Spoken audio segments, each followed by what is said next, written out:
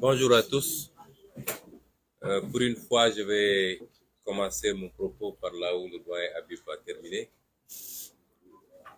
Je vais le faire avec la langue de Molière parce que la cible est ce qu'il est communément convenu d'appeler la communauté internationale ou les partenaires au développement. Je veux dire à ces partenaires au développement que le président de la République du Sénégal, celui-là qui vient vers eux, puisque le peuple sénégalais a fini de lui tourner le dos, pour dépeindre l'opposition sénégalaise sous les habits et le visage d'une opposition d'abord irresponsable, violente, une opposition qui abriterait des terroristes, une opposition qui serait contre les intérêts étrangers, puisque c'est ce tableau qui est présenté aux chancelleries et aux différentes institutions internationales. La plupart du temps, ces derniers ne font aucun effort pour avoir le contact minimum avec cette opposition qui a fini d'avoir la confiance du Sénégal et des Sénégalais, puisque cette opposition aujourd'hui représente quasiment 54% de l'électorat si on s'en fie aux dernières élections. Je voudrais dire à cette communauté internationale que ce président de la République, qui tend à leur faire croire qu'il est la seule garantie d'un Sénégal stable, d'un Sénégal qui peut coopérer correctement avec eux, qui peut garantir leurs intérêts, d'un Sénégal démocratique, eh bien, ce président de la République est ce garant de la gabegie, de la malgouvernance, du détournement des deniers publics, et particulièrement dans des moments extrêmement graves, des moments de crise sanitaire, des moments où énormément de Sénégalais ont perdu la vie, que ce président de la République puisse être le promoteur, mais également le protecteur de pratiques malsaines qui ont permis à certains de ses collaborateurs, ministres particulièrement et principalement, de détourner des milliards de fonds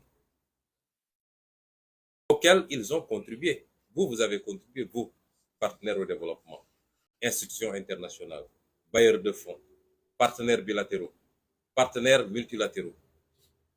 84% de ces fonds sont issus de vos financements. Mais 84% de ces fonds traduisent l'effort du peuple sénégalais, un peuple qui souffre, un peuple frappé de plein fouet par la pauvreté, le chômage, l'incurie dans tous les secteurs d'offres en biens et services publics.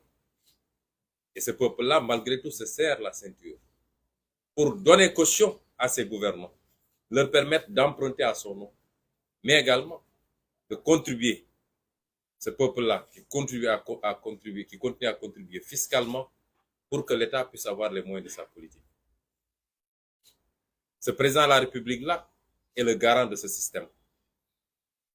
Ce n'est pas seulement à ce niveau-là, puisque les rapports, il y en a encore et encore. Le dernier rapport sur le Sénégal du département d'État a souligné que des institutions, des instances, des organes ont été mis en place pour contrôler la gouvernance publique, mais que souvent leurs rapports ne sont pas suivis d'effet. Je vous ai rappelé que dernièrement, la présidente sortante de l'OFNAC a dit que rien que l'OFNAC a aujourd'hui plus de 40 dossiers sur la table du procureur. 40 dossiers de détournement de deniers publics. C'est des dizaines, voire des centaines de milliards. Et c'est cet homme-là qui vient se présenter à vous comme étant un messie et vous faire croire qu'il peut violer encore la constitution du Sénégal pour se prévaloir d'une troisième candidature. Parce qu'il serait le seul à pouvoir vous garantir une collaboration. Je dis à ces bailleurs, ces partenaires, qu'ils gagneraient à mieux connaître le Sénégal. Le peuple sénégalais est un peuple mature, un peuple digne et fier et un peuple très attaché à sa démocratie. Et ce peuple tient au respect des règles parmi lesquelles la plus fondamentale, c'est sa constitution.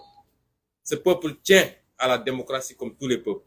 Ce peuple tient à ce que les transitions se fassent de la manière la plus apaisée, la plus démocratique, et qu'il est seul le dernier choix par rapport à celui ou à ceux à qui il veut confier le destin de son pays. C'est ce président de la République, vous, communauté internationale, qui instrumentalise la justice pour s'attaquer tous les jours à l'opposition, à la société civile, à la presse, à tous les symboles d'une démocratie vigoureuse et à tous les symboles de la vitalité démocratique, de la respiration démocratique dans un pays. Vous en êtes conscient et vous le voyez. Nous ne faisons que vous rappeler. li may wax ci gàtt nag lu gàtt di ko jagleel askanu Sénégal mooy li xew bettul kenn. xam nga il faut ñuy waxante dëgg. bu ñu mel ni xamuñu woon li xew wala ñu mel ni lii daf ñoo bett. lii daf fee am amaat fi fi ñuy wax coowal pétrole bi ñun ñu wax ci lu bëree bëri waaye daf mel ni dégguñu woon.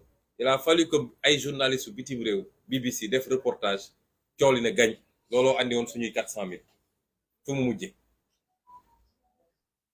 ñaata rapport la Cour des comptes déposé. Cour des comptes at bu ne mu déposé rapport dugguleet ren at wu ne Cour des comptes déposé rapport ne ministre sangam këpp na lii, ministre sangam këpp na lii, directeur général sangam def na lii. noonu la ko inspection générale d'État di defee, noonu la ko CENTIF di defee, noonu la ko OFNAC di defee. lan ngeen ci dégg dara.